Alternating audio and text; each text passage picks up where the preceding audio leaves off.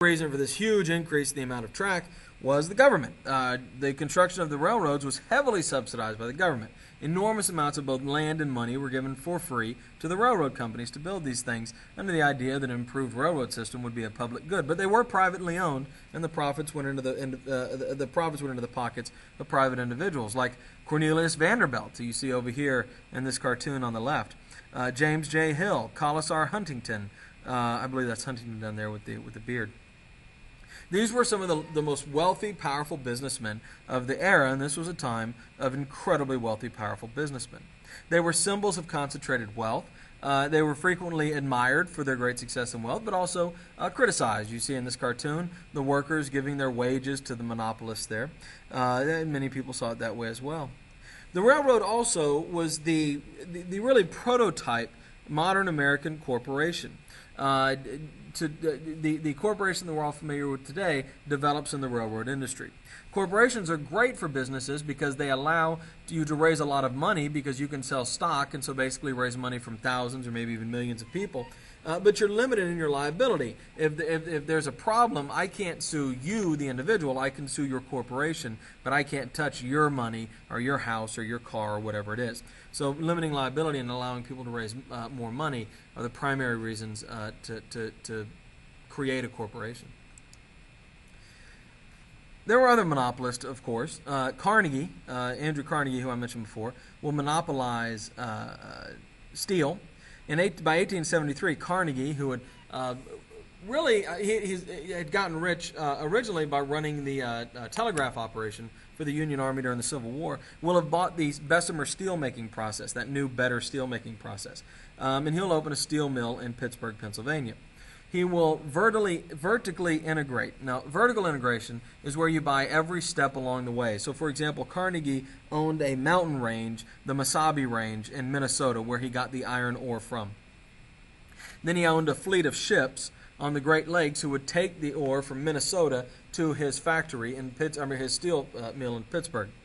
Then he owned the railroads that the steel would go from Pittsburgh to wherever it was going to be sold. So from the time it came out of the ground to when the finished product was sold, Carnegie owned everything involved. His company was, of course, financed by stock. He sold shares in it. And in 1901, Carnegie sold Carnegie Steel, which became U.S. Steel, for $14 billion, which back in the day was an insane amount of money. Carnegie himself would make $450 million from the sale. It was sold, incidentally, to J.P. Morgan, another one of the great monopolists of American history. Carnegie Steel was so powerful, it produced 2/3 of all steel in the world at the time of its sale. Other monopolists would be Gustavus Swift, who monopolized meat packing. Isaac Singer, who monopolized the sewing machine. Now, sewing machines weren't so valuable for the one you had in your house, although there was money there, but industrial sewing machines where a factory would make thousands of shirts a day. Everything was monopolized. Envelopes, nails, sugar, things you never think about were monopolized.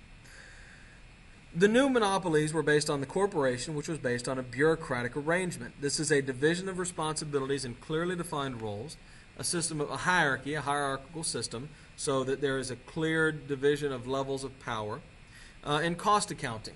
There was a whole army of accountants in any corporation whose job it was to oversee how every single penny got spent and try to save every penny they could. This system created a new profession, or at least greatly expanded an old profession, called middle management. These are people who managed a part of a company that they didn't own. So they worked within the corporation trying to manage or run part of the corporation. I mentioned vertical integration, which is where you buy every step along the way. Horizontal integration is where you buy up all your competitors. And the master of this is J.D. Rockefeller and his company Standard Oil.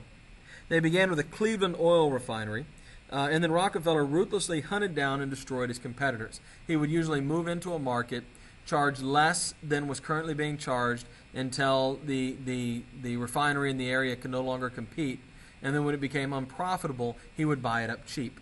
Incidentally, this is what Walmart does today. They move into cities, charge less than the grocery store in the area. When the grocery store goes out of business, there's no competition. They can raise their prices.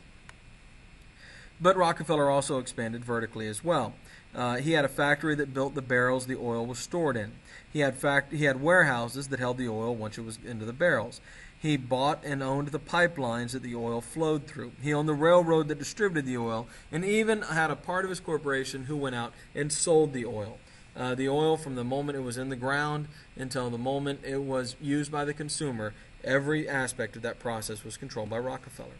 Rockefeller is probably the most famous and most associated with the monopolist in American history. He's also a great example of another fact about the robber barons, as we call these people, is that they preached a free market. They preached an open competition, and they were just the winners of the big competition. But the last thing in the world they wanted was competition. In fact, the monopolist's entire goal was to destroy any competition. So their philosophical argument was based around competition, but their reality was based around a complete lack of competition. And in fact, they would get involved in pool arrangements or cartels. And this would be where multiple producers in one industry would get together and do things like divide up the market. You can have this city, I'll have that city, and we agree not to compete. Or fix prices. We'll both agree to charge this amount. This worked okay until one side felt like they were losing because of it, and then they might drop prices or start trying to compete in somebody else's area, and then you would have a price war, and temporarily there would be chaos in the industry until order was restored. Now, monopolies were made illegal because monopolies don't help consumers, they help producers. And so trusts were created to hide monopolies. If one person owned a company, it was pretty easy to say that's a monopoly. But what began happening in 1889 when the state of New Jersey first allowed corporations to merge, two corporations to become one, is that first many of these companies, like say Standard Oil, immediately relocated their headquarters to New Jersey so they could be a New Jersey company, and they created a holding company. Now the holding company began buying stock from any company it felt like it could take over. And then the holding company would own hundreds or maybe even thousands of smaller companies, and in some cases would own virtually all the companies within one industry, creating a monopoly. But this type of monopoly was still legal, so this is why they did it, to get away with it. In 1900, 1% of corporations controlled 1/3 of all the manufacturing in America, and a small group of men had enormous wealth and power. Now, we should ask, were the robber barons good or bad? Supporters of the robber barons argue that this was necessary, that this is how America grew into a great economic power.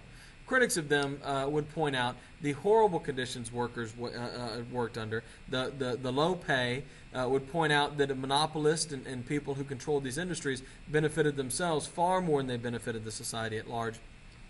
But this is a great debate, and in some way is still right at the heart of our politics today.